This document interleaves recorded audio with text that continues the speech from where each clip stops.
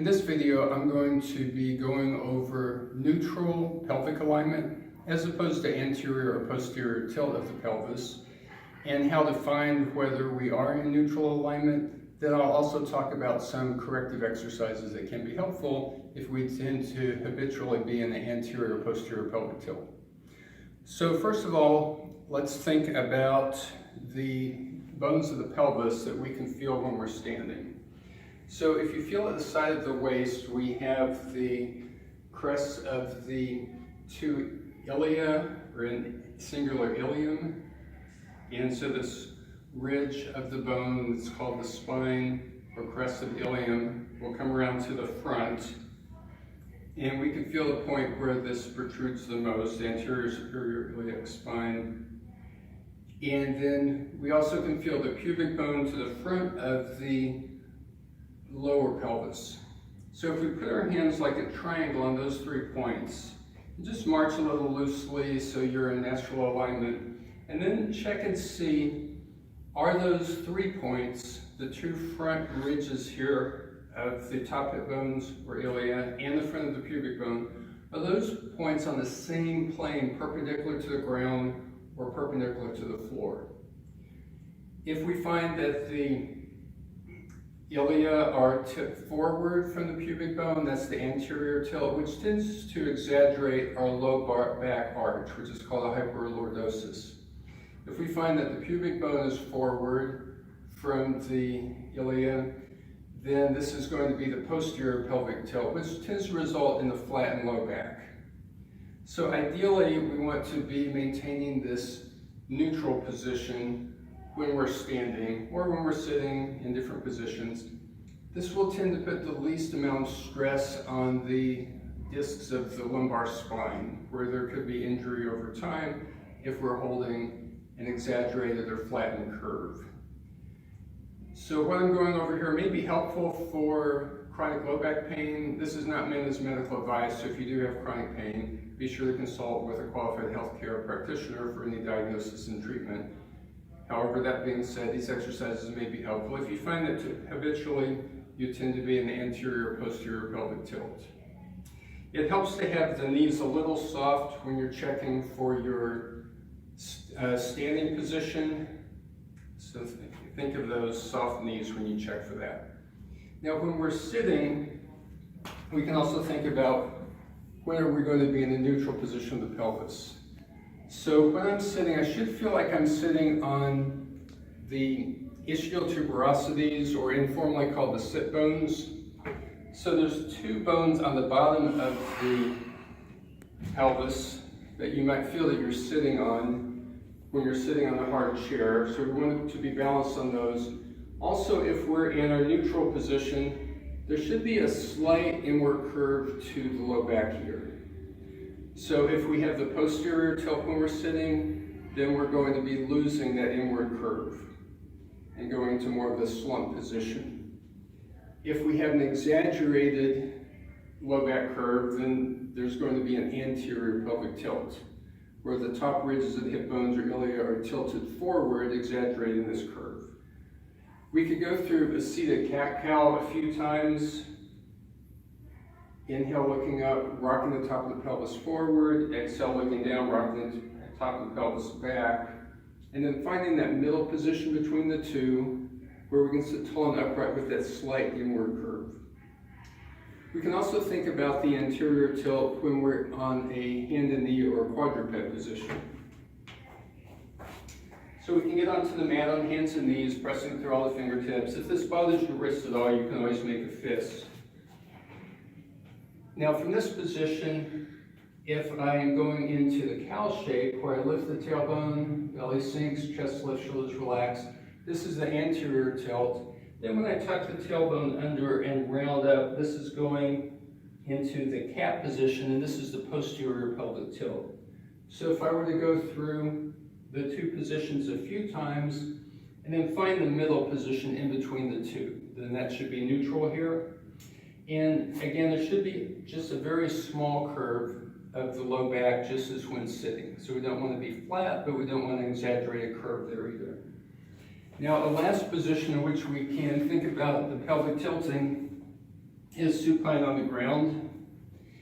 When I inhale, if I rock the top of the pelvis forward, I can exaggerate the low back curve here. My hand can slide behind the low back. This is going into the anterior tilt. Then when I exhale, rocking the top of the pelvis back, then I'm going into the posterior tilt, where the low back is totally flat. So if I go through the pelvic tilting, anterior tilt, inhaling, exaggerating the low back curve, posterior tilt, flattening. So finding the middle position in between the two is neutral. I feel like the lower part of the sacrum bone down toward the tailbone is against the mat. I feel like the lowest ribs are against the mat. There's room to slide 1 or 2 fingers here. So typically this would be a good starting position for doing certain exercises on the back. There may be times that we do want to have a flattened low back for certain core exercises on the back, but as a general rule, if I'm stretching or doing certain Pilates movements here, staying neutral is a good starting position.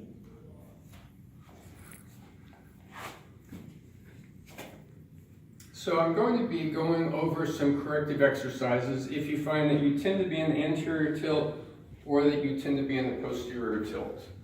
I'll be posting separate videos that take you through these more like a workout sequence with the correct timings. So I'm not putting the timings of the holds and the repetitions here. This is more informational today. But look for those other videos to be posted soon. Now, if you have neither a tendency toward the anterior nor the posterior pelvic tilt, you could do both of those video series and just alternate them or do them back to back, just for overall core strength and mobility and to maintain neutral pelvic alignment. So to begin with, if we have the anterior pelvic tilt, then what we're needing to do is to strengthen the abdominals, and so particularly the rectus abdominis that connects from the pubic bone to the lower base of the sternum. So when that muscle engages, it pulls those 2 points closer. That's going to help to counteract the anterior pelvic tilt. Also engage in the gluteals and the hamstrings that go from the back of the pelvis down to the femur, or in one case to the tibia. So engaging those 2 muscles is going to help us with keeping the more of a neutral position coming out of the anterior tilt. Also for stretching into the hip flexors, particularly the iliacus and psoas major, which we call the iliopsoas, and to some extent the rectus femoris on the quadriceps region as well. And also stretching the low back extensors here. Now, 2 quick tips for anterior tilt. One is never ever wear high-heeled shoes. So high-heeled shoes are going to throw your pelvis into the anterior tilt, cause hyperlordosis of your low back, potentially lead to disc injury of the lumbar spine over time. So I would say no one should ever wear high-heeled shoes, but particularly if you have anterior pelvic tilt. Second quick tip for anterior pelvic tilt is avoid locking your knees when you're standing. So be sure when you're standing, if you're waiting in line at the supermarket or whatever you're doing, always keep the knees just slightly soft. If we lock out the knees, then that can tend to throw us into this anterior tilt. So those are your 2 quick tips. So in terms of strengthening the rectus abdominis and the abdominal muscles in general, let's look at some different variations of a plank to do that.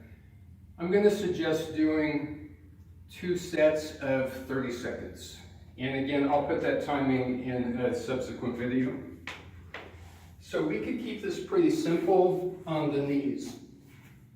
So an important thing with the plank here is not to let the low back sag where the arch of the low back would be exaggerated, but think of drawing the pubic bone a bit toward the sternum so that we're actively engaging the abdominal muscles in a way to maintain us in the neutral pelvic alignment here. And we could also grip the toes, lift to the knees, or for a more advanced level, toes grip, lift the knees, lift 1 foot for 15 seconds, lift the other foot for 15 seconds. When you're done with this, let's just go briefly into child's pose for 30 seconds. We could stack the fists to support the head, we could widen the knees, we could rest the forehead down. And again, I'll put the timings of these in a second video. So then we also have strengthening the gluteals and hamstrings. So let's do this from a bridging position. And so let's do 2 sets of bridges. The first set will be with the posterior pelvic tilt to get you out of any tendency toward the anterior tilt or the exaggerated curve of the low back. Then the second set of bridge will be maintaining a neutral pelvis as you lift and lower. This will be 2 sets of 10. So for the bridge with the posterior tilt, we can flatten the low back, rolling up, feeling like we're engaging the gluteals and hamstrings, roll back down sequentially 1 vertebra at a time. Each time flatten the low back, inhale as you lift, exhale as you lower. I find inhale lift, exhale lower works best for the posterior tilt bridge. You don't necessarily have to come up extremely high with the hips, but do feel like you're engaging those gluteal muscles and the hamstrings, back of the hips and thighs. Now for the neutral position for the second, then we're going to start with the lower sacrum and low ribs against the mat. So that slight inward curve where just 1 or 2 fingers can slide the low back. Exhale, lift straight up. Inhale, lower straight down. Just maintaining that neutral position as you lift and lower. Now, if you'd like to do harder versions of these, we could do them with the arms raised up. And also for the first version of the posterior tilt, again, you can do the harder versions if you wish. So this is one option. Let's say level 2.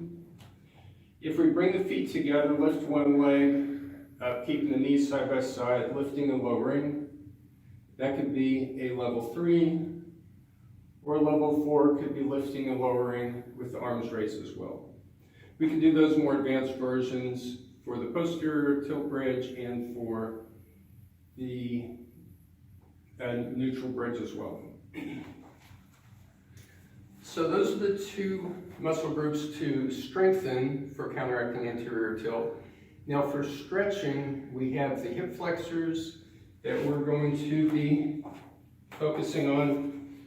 So I'm starting on the hands and knees, stepping the right foot forward, sliding the left knee back.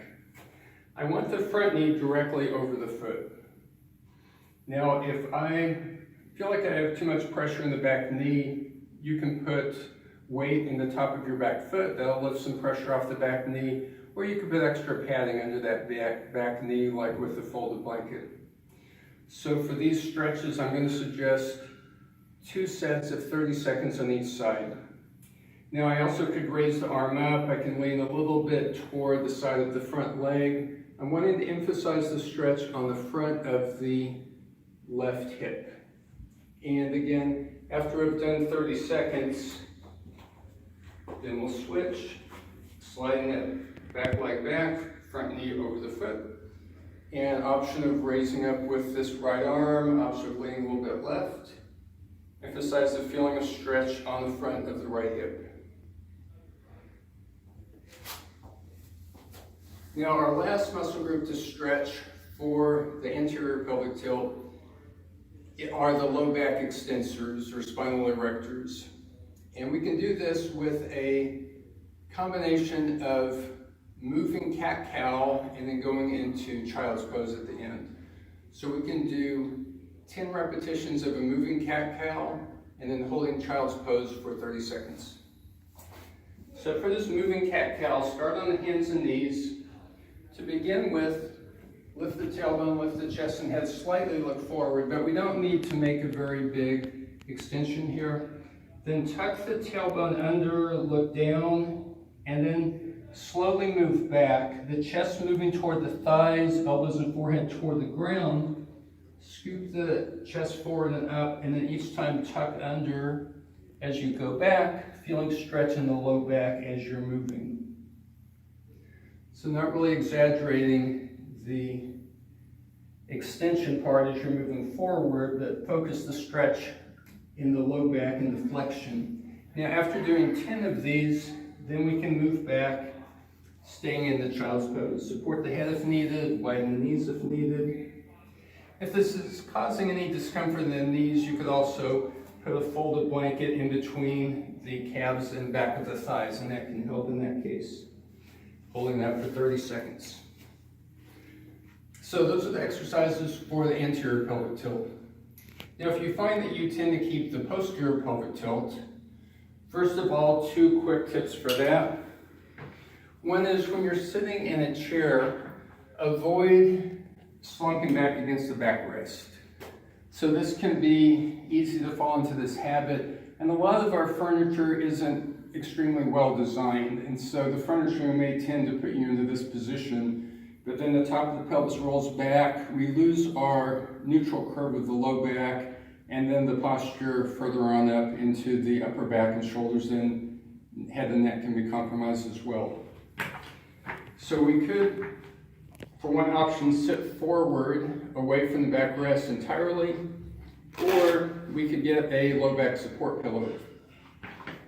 And then we can scoop back, but make sure that if the low back is supported, we can think of shoulders rolled back and down, think of the alignment ears over shoulders over hips, and then this low back support pillow can help to maintain that neutral curve. So those are 2 quick tips for the posterior pelvic tilt. So if we do have the habit of the posterior pelvic tilt, then we're wanting to strengthen more the low back extensors and also the hip flexors. So let's start with strengthening the low back extensors with a Cobra or back extension. So let's come down on the mat, and we can have hands down. Let's think of slightly tucking the tailbone towards the mat. And if we need any low back support with these, we can pull the abdominals in a bit, like lifting the navel away from the mat. What we'll do is 30 seconds of lifting the hands off the ground. Now, you don't have to come up real high. See if you can keep the feet down and keeping the abdominals pulling in and the tailbone tucking toward the ground can help if your feet are tending to lift. Now, if you feel like you need a more advanced version, we could stretch the arms alongside the ears. But again, you don't have to lift real high. After 30 seconds, come down, rest in crocodile a few breaths. We can take 30 seconds here. We can focus on the abdomen expanding with your inhale, low back rising with the inhale, legs can relax out or in, and then again repeat a second set. The other muscle group to strengthen for the posterior tilt are the hip flexors, which we can do with a single or double leg raise lying on the back. So to start with, I'm going to be lying on the back. Make sure that you're in neutral here. With this exercise in particular, there can be a tendency to go into the anterior tilt where we exaggerate the low back arch, and that can put some strain on the low back. So be sure to keep your low ribs pressing into the mat the whole time. Keep the abdominals pulled in as needed to support that position of the pelvis. Straighten out the right leg, and then we can inhale, lift, exhale, lower. Maintaining that neutral position, doing 10 here, and then switching, doing 10 on the other side. Really emphasizing the neutral position here of the pelvis. Now, if that is too easy, we could do both legs together, but we want to be careful not to strain the low back. So we could start keeping that easy with the knees bent. Over time, we gradually could come to straighter knees. And if we come all the way straight, you may find that you don't want to go all the way to the ground, so that we're not feeling that tendency of the low back to lose control and move too far away from the ground. So we can keep this a little bit restricted and not going all the way down if you're doing that larger movement. So those are our 2 muscles to strengthen for the posterior pelvic tilt. Now what we want to stretch are the abdominals and then the hamstrings and gluteals. So I can stretch the abdominals in the Sphinx. I've got elbows under the shoulders. I'm looking toward the horizon, lengthening through the back of the neck. Shoulders roll back and down. And see if you can just really relax the abdominal muscles, particularly as you inhale, feel like you're getting a little stretch into the abdomen. However, if you'd like a bigger stretch, we can bring the hands under the shoulders and then press up to a supported cobra. So just as high as is comfortable for you. And again, feel that stretch in the abdomen, especially as you inhale. Keep neck long, shoulders relaxed. We can do this for 2 sets of 30. Lower down, then we'll counter stretch with the child's pose again, where we could do 30 seconds here.